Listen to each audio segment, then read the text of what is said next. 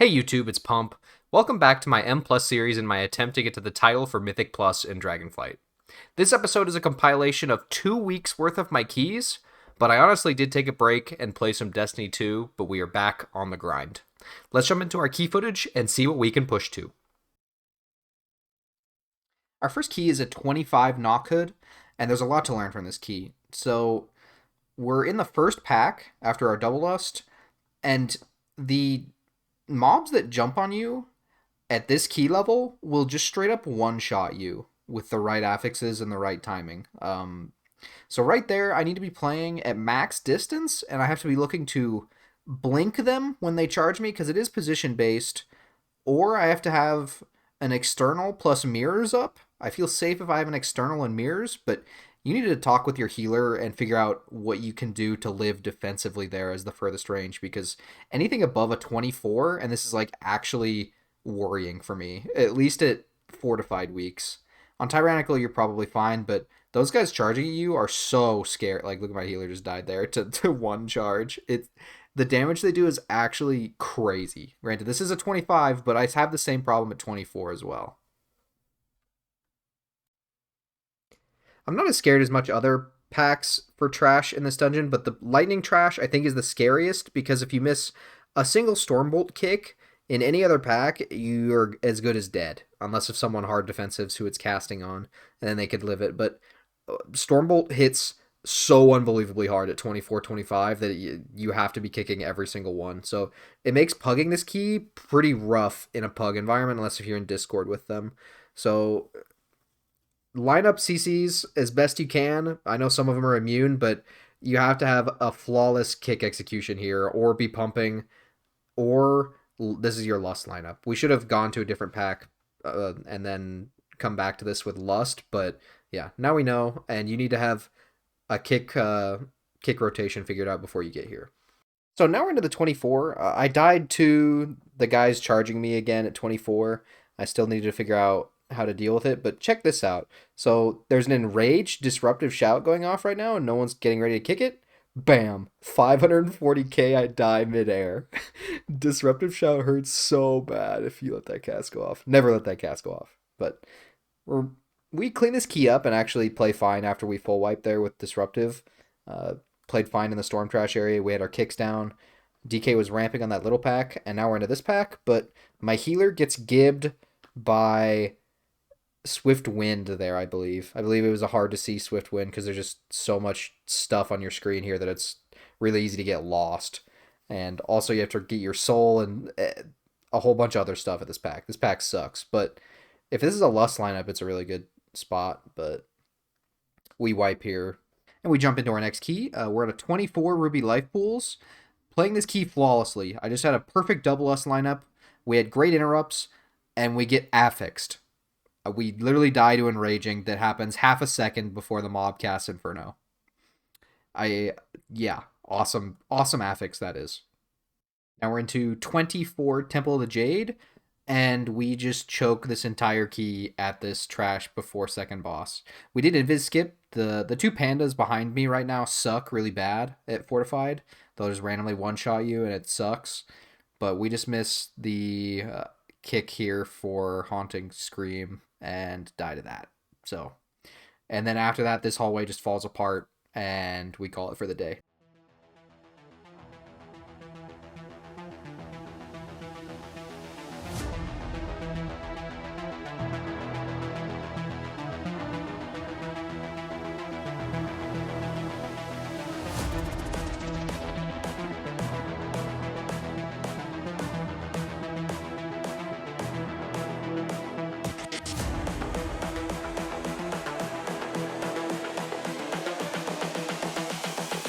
This is the future.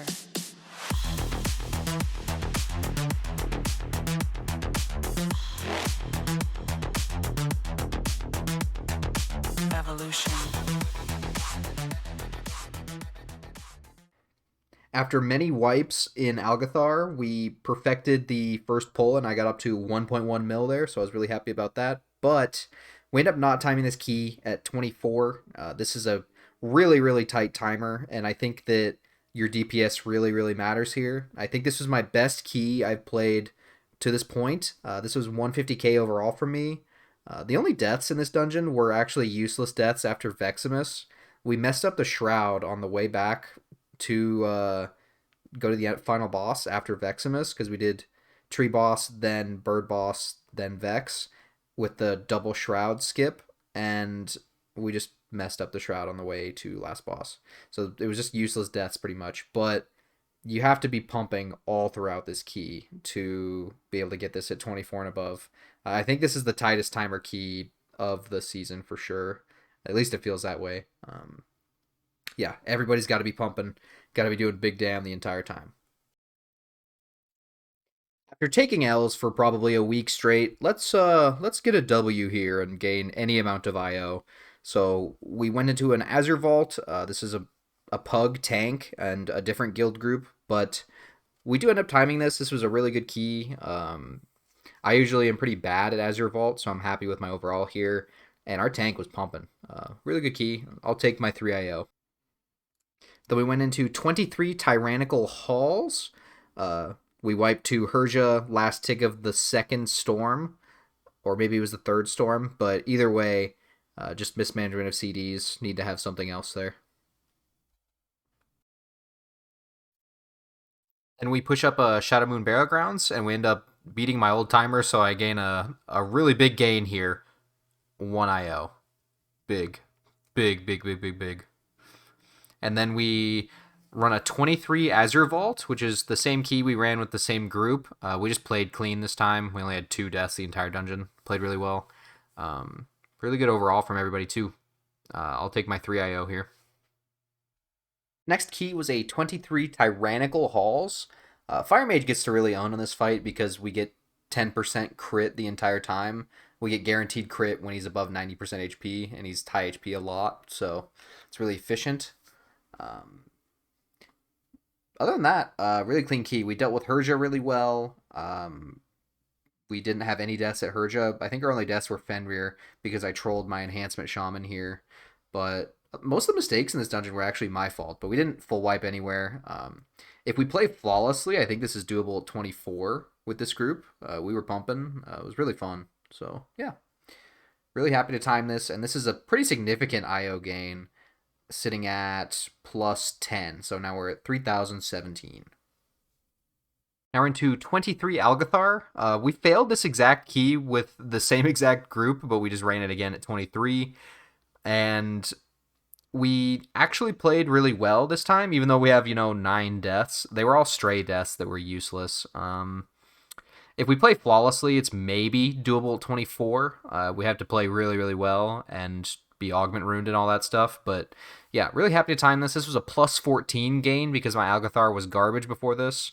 Obviously, my overall isn't as good as my other one, but I'm still really happy with this. This was a Shadow Priest key. Had a Pug Shadow Priest, so that was fun. Got my PI, and I got to own for a bit. But yeah, it was really fun. Now into a 23 Halls of Valor. This is on Fortified Week, and the most efficient trash involves these wolves. And we want to not get leapt on, so we're doing the rock strat where the wolves can't jump you if you're on top of the rock. It's just a hard jump. I'd actually never done the jump before, but I do get it. It's right there. I make it up, but the priest grips me on top, but I didn't need it. The jump is pretty precise, and my poor druid had never done it either, but he couldn't get the jump on the first try, so let's speed this up.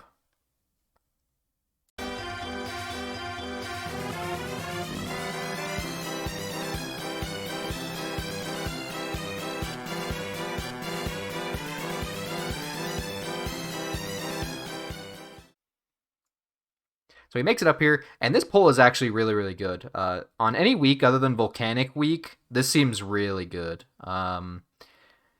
Unfortunately, Volcanic just bounces you around the entire time, so you can't hardcast anything. So me and the Shadow Priest are not happy at all. We're really sad, but this isn't what ends up breaking the key. We end up breaking this key because we can't press Invis Pot walking to the final boss, in my opinion. Now we're into 23 Nokhuud on Fortified. This was a really clean key. Our major deaths were in Plains area. I think we had 2 deaths at Plains that cost us quite a bit of time, but had no deaths at the start. with losing time there, but I think I played pretty poorly DPS wise in this key. Yeah, I do play pretty poorly here, but it is a gain of 9 IO, and I know what to improve on. I just have to not mess up my combusts while playing defensive in the first area.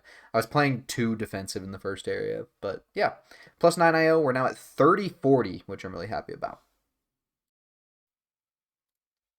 So we end up getting a 24 SPG. We quickly run that to try and get a 25 of something. We could have done a 25 SPG if we did the same exact route, and we still have efficiencies because we didn't pull the trash after Worm Boss into the boss or into the worm before the Worm Boss. You could save a lot of time there, but yeah, we played safe plus 1 IO because we beat my old timer.